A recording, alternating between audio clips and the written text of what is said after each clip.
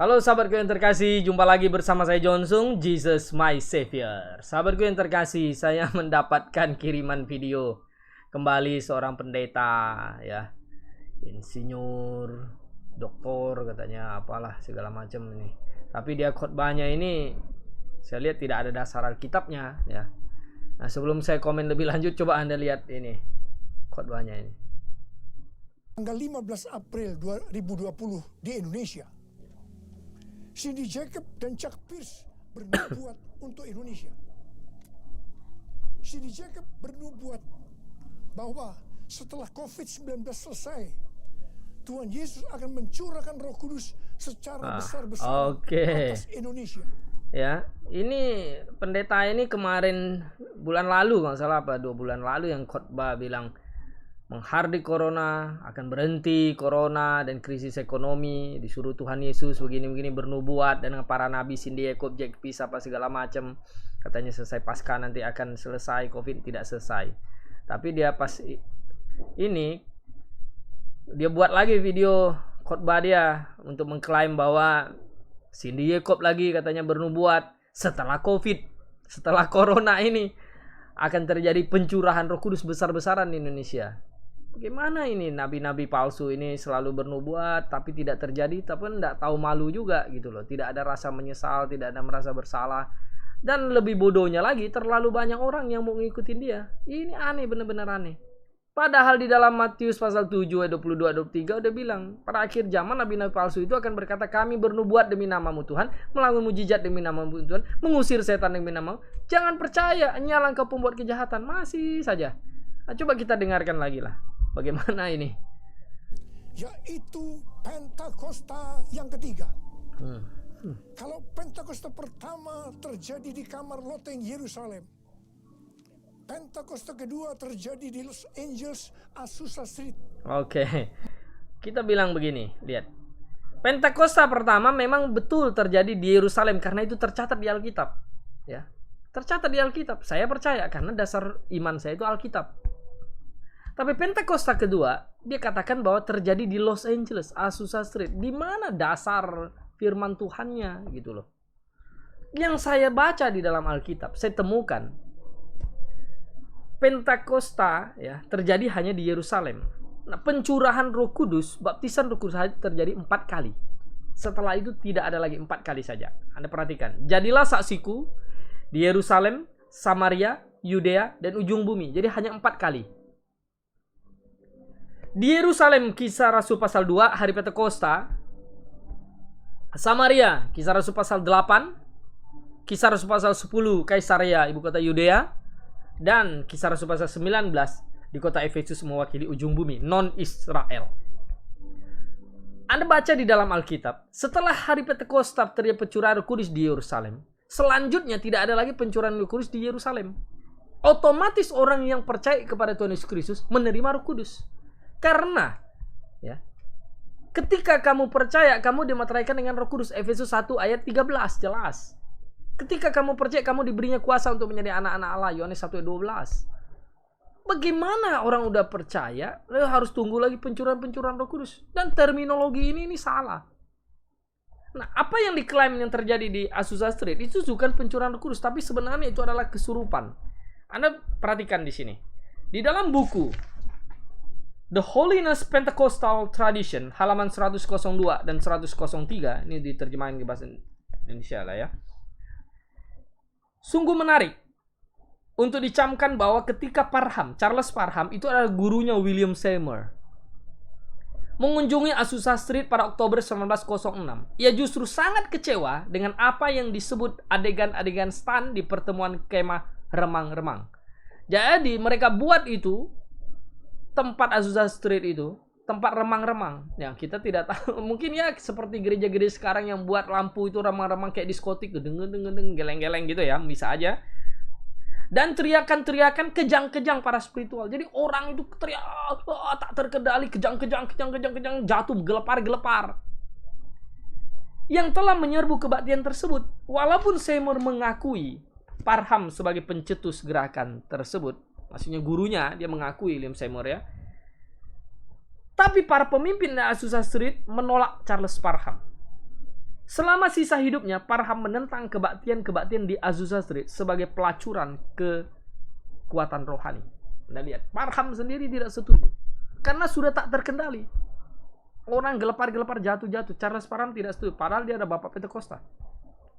Tetapi ketika Parham ditangkap pada tahun 1907 atas tuduhan sodomi, ada skandal di Texas, para tokoh Pentakosta lainnya segera menjauhkan diri dan katanya mereka membuat kebangunan rohani di Azusa Street berakhir pada tahun 1909 dan pengaruhnya menyebar ke seluruh dunia. Jadi ini sebuah kejadian pencurian Roh Kudus yang gelepar-gelepar kejangan semua kemasukan roh, kesurupan semuanya. Tapi dibilang Pentakosta kedua. Ini menyesatkan ini pendeta Niko ini, ya. Coba lihat lagi selanjutnya apa yang dia ngomong lagi. Maka Pentakosta ketiga terjadi di Indonesia. Haleluya. Akan terjadi lambatan Tuhan yang terbesar di Indonesia. Dan Tuhan Yesus berkata, siapkan dirimu untuk pencurian Roh Kudus besar-besaran. Roh Kudus akan melanda dengan dahsyat mulai dari timur ke barat. Bersiaplah untuk memasuki era. Coba Anda dengar di situ. Bersiaplah, Pentakosta ketiga akan terjadi pencurian Roh Kudus di Indonesia besar-besaran. Jadi apakah sekarang di Indonesia ini orang-orang yang percaya ini belum ada Roh Kudus? Ini jadi pertanyaan. Apakah harus tunggu nanti Pentakosta ketiga baru datang, dicurahkan Roh Kudus, baru semua orang yang percaya, saya dan Anda, baru nerima Roh Kudus? Ini konyol, gitu loh. Sangat konyol sekali. Di mana juga ada penjelasan itu. Dia hanya mengklaim nubuat Sindiekot dan juga itu nabi palsu, bernubuat sembarangan. Sudah tidak terjadi mengenai corona, harusnya kalau di dalam perjanjian lama itu sudah mati itu, dihukum Tuhan. Cuman karena ini ada zaman anugerah, kasih karunia, ya bebas saja dia berkeliaran. Tapi kita harus bebas juga menentang dia, melawan dia untuk beritakan yang benar. Coba kita lanjut lagi, apa yang dia ngomong. Pentakosta ketiga, Chuck Pierce bernubuat bahwa Tuhan sedang membawa pasukan Tuhan di Indonesia memasuki musim yang baru, yaitu menyiapkan lumbung-lumbung untuk menampung tuaian jiwa-jiwa. Tuhan sedang menyiapkan penuaian global. Penuaian terbesar akan terjadi di seluruh Indonesia. Dan Tuhan memberitahu kepada saya agar memeriksa barisan dari kul. Ini coba ini satu istilah ini. Tuhan menyuruh saya. Ini lagi selalu dia mengklaim begitu. Tuhan menyuruh saya. Kemarin Tuhan menyuruh saya hari corona. Hari krisis ekonomi. Tidak terjadi. Tidak tahu malu. Sekarang dia bilang Tuhan menyuruh saya untuk memeriksa percaya kul. Pemuridan kul. Okultisme maksudnya. Kul apa? Ya ini memang pasti program yang dibangun oleh kelompok mereka, ya. Kul saya tahu, tapi bagaimana pencurahan Roh Kudus itu, apakah hanya pada mereka gitu? Coba kita dengarkan. Dan akan terjadi di kul. Dan saya minta, sekali lagi saya mau katakan, saya minta agar saudara, mujizat terjadi sekarang ini. Berbahasa roh. Berbahasa roh saat ini. Berbahasa roh dengan kuat. Berbahasa roh. Oke. Coba Anda lihat, bayangkan ya, setelah itu dia menyanyi, kemudian mujizat terjadi, lalu sikarawa-rawa berbahasa roh. Ini aja udah salah gitu. Kalau kita lihat di dalam Alkitab mengenai pekerjaan Roh Kudus, itu jelas kok di dalam Yohanes 14 ayat 26. Dia mengajarkan, menginsafkan manusia, ya, akan dosa, penghakiman, kebenaran. Lalu apa yang didefinisikannya mengenai bahasa roh, ini juga salah. Dalam Alkitab itu kata glossolalia itu bahasa lidah, bukan bahasa roh. Tidak ada kata pneuma di situ. Bagaimana dia bisa definisikan itu bahasa roh? Ini sudah salah di kalangan Pentakosta dan karismatik. pertama. Ya.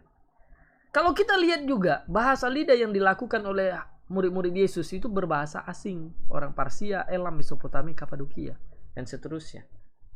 Fungsi bahasa lidah itu untuk apa? Untuk mengkomunikasikan wahyu Allah kepada manusia. Ya. Untuk membangun kerohanian jemaat. Makanya di dalam 1 Korintus pasal 14 ayat 22 itu kan dikatakan bahwa karunia bahasa lidah adalah tanda untuk orang yang tidak beriman.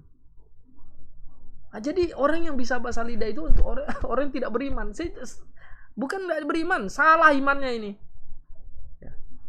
Kemudian juga kalau kita lihat di dalam 1 Korintus pasal 14 tentang bahasa lidah, Paulus itu marah sama jemaat di Korintus karena tidak teratur mereka. Ngomong yang sia-sia, ucapan yang sia-sia, yang kosong katanya. Bahasa lidah harus ada yang menafsirkan katanya. Ya. Kalau tidak ada yang menafsirkan, lebih baik diam. Jangan ngomong sendiri karena jadi batu sandungan, tidak ada orang yang bangun. Dalam jemaat diucapkan 5 kata-kata yang berarti katanya, daripada kata-kata ribu-ribu kata yang tidak berarti. Nah, jelas loh.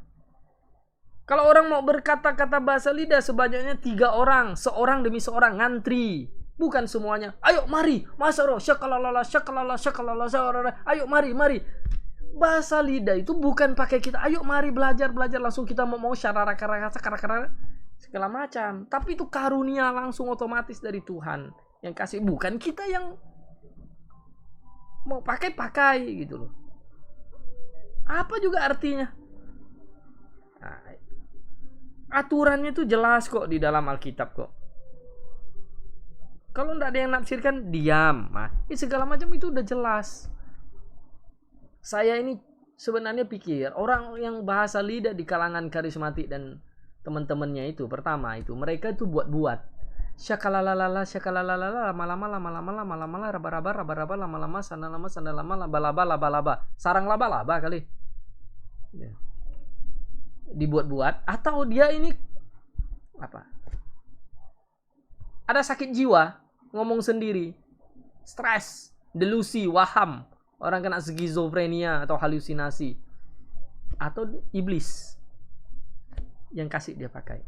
Kalau dalam tradisi saya, kalau orang Tionghoa itu udah kemasukan dukunnya.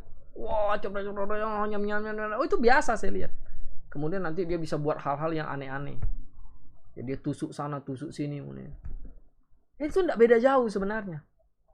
Nah, kalau yang dari Tuhan, itu sudah tidak ada, berhenti sudah. Nah, sahabatku yang terkasih dimanapun Anda berada, ya, marilah kita ikut Alkitab. Kita jangan ikuti dukun-dukun rohani yang mengklaim pakai nama Tuhan. Oh, tapi dia bisa pintar nyanyi kok, memuji Yesus. Ya tentu iblis menyesatkan itu tidak langsung beda semuanya. Kalau dia beda semuanya, ya engkau pasti tidak tertipu. Ya. Alkitab berkata bahwa iblis memakai tipu muslihat, tidak bisa dilihat oleh kasat mata. Hanya bisa dilihat oleh orang-orang yang dewasa rohani dan baca Alkitab, yang jadikan Alkitab sebagai pedoman dan dasar kebenaran firman-Nya, baru bisa dilihat. Tapi kalau engkau terhipnotis, ya, dibodohi, nah, engkau percayalah nubuat-nubuatan itu. Padahal kehidupan mereka, pendeta-pendeta itu, kaya raya, tipu-tipu, semuanya. Hidup, berilah, taburlah, apa segala macam. Nanti Tuhan bukakan tingkal-tingkal langit. Itu semuanya salah besar. Bukan demikian. Sahabatku yang terkasih dimanapun Anda berada, saya mau kasih tahu bahwa setiap penjelasan video yang saya sampaikan, saya akan memberikan kuis. Jika ada yang ingin menjawab, silahkan jawab lewat kolom komentar di video ini. Ya. Kemudian sertakan link Instagramnya atau follow Instagram saya, jadi saya bisa tahu dan saya akan kirimkan ya sebagai love gift lah. Tidak banyak. Sebagai apresiasi saya, Anda telah menonton video saya. Dan setiap jawaban yang benar akan diundi, dari beberapa orang akan diambil untuk diberikan hadiahnya. Nah, pertanyaan saya adalah, di mana ditulis di Alkitab bahwa bahasa lidah akan berhenti, nubuat akan berakhir, pengetahuan akan lenyap? Silakan kasih tahu ayatnya, pasalnya berapa di kolom komentar. Oke, bersama saya John Sung, Jesus my Savior.